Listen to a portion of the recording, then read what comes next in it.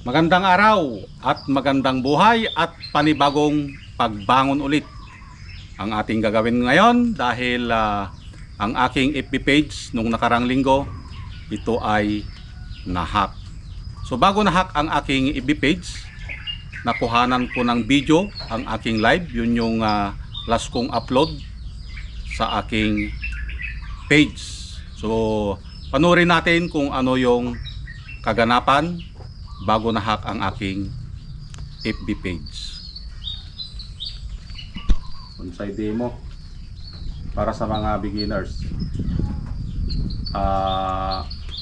Huwag nyo akong tawaging master dahil hindi ako graduate ng master class. Okay? Kung ano nyo dyan, please share. At kung mayroon kayong halaman, pwede nyo nang sundan ulit ito.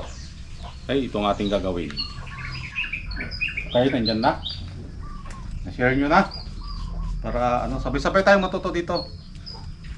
Ituturo ko lang naman yung ayon sa aking kaalaman. Dahil maraming mas magagaling na artist dito sa atin. So lalong-lalo na yung mga graduate ng master class. Yung graduate ng master class, yun yung tinatawag nilang master sa pagbubonsai dahil graduate nga sila sa master class. So sila din yung mga nagja-judge pagdating sa mga bonsai show. So dito ko ibinaling yung aking pagkaboring, pagkabagot kumbaga. Bon is a container, sai is a plant. Okay? Two words ang bonsai. So pag pinagsama mo yung puno, yung halaman, ilagay mo dun sa container or paso at nalagyan ng korte, yun yung bonsai. So ang bonsai, pinaghalong science and art. Mayroon tayong literati, sa nakikita yung literati. Nakikita yan sa mga bato-batong lugar. Okay? Payat siya, napaliko-liko, yun ay literati. Okay? Sa cascade naman, saan natin nakikita yung cascade?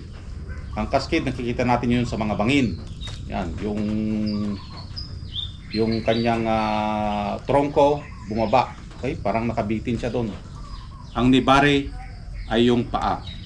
Dahil ang bonsai, dapat mayroon siyang paa, mayroong kamay, may likod, may harap, at may ulo. Okay? Parang tao. Bakit din natin kinakalbo yung ating halaman kapag ito ay wawire? Okay? Para tubuan, unang-una para tubuan ng sanga.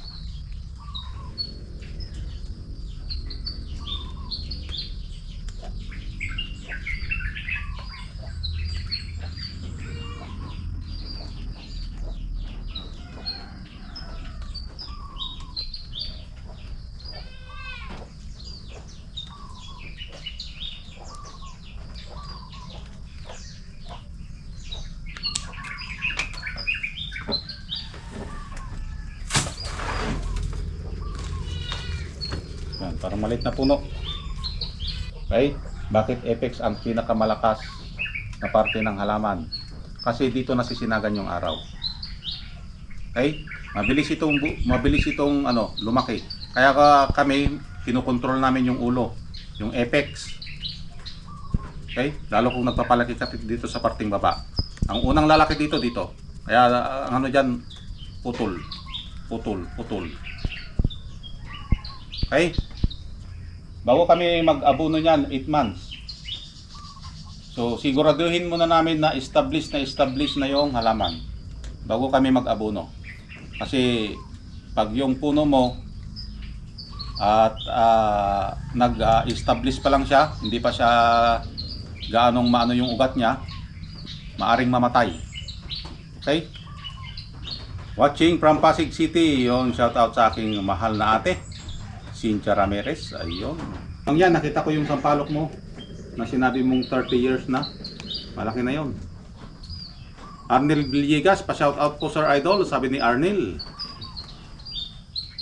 So yun ang kaganapan. So every weekend kasi nagkakaroon ako ng live Pero ang konsepto ng aking live doon ay online tutorial about sa pagbubonsai. So mayroon talagang mga ganon. Kung nakikita nila yung tao na maganda yung hangarin, mayroon talagang hihila sa'yo pababa. So nakakapanghinayang yung aking FB page na ito dahil mayroon na siyang katulad ito, yung nandyan, mayroon na siyang 1.6 likes and 7.7 followers. So yung live natin na ginawa, mayroon na siyang 3.1k views. So lahat ng mga views niyan, yung aking page na yan, ay mayroon na talagang, hindi ko naman masasabing walang views. Mayroon na talaga siyang views maski sa reels. Ayan, yung nakikita nyo na yan. Yan yung mga views niyan bago nakuha ng iba. So may dumating sa akin na notification. Yan, ito yung bagong nagmamay-ari ng page sa OMS World of Bonsai. May pangalan siyang Mita Ads. At alam natin na kung may mawawala, may darating. So yung nawala na yon, alam kong may mas magandang darating. So ganun lang, huwag mawalan ng pag-asa, basta't magtiwala lang doon sa taas. Okay? Hindi lang dyan nagtatapos ang aking adhikain na makapagbahagi ng kaalaman or dagdag kaalaman or sa mga gustong magbonsai. Okay? At kung bago ka sa aking YouTube channel, mag-subscribe ka na. At kung mayroon ka namang FB page, ang bago kong FB page, OMS Bonsaians. Ayan. Sisiguraduhin ko sa'yo, nasa tamang channel ka. Kung gusto mong matuto sa pagbubonsai, parang ikaw, nasa tamang tao ka noon. Hindi ko lang alam ngayon. Hanggang sa muli, please follow my page, my new page, OMS Bonsaians. Hanggang sa muli, maraming salamat. Bye-bye.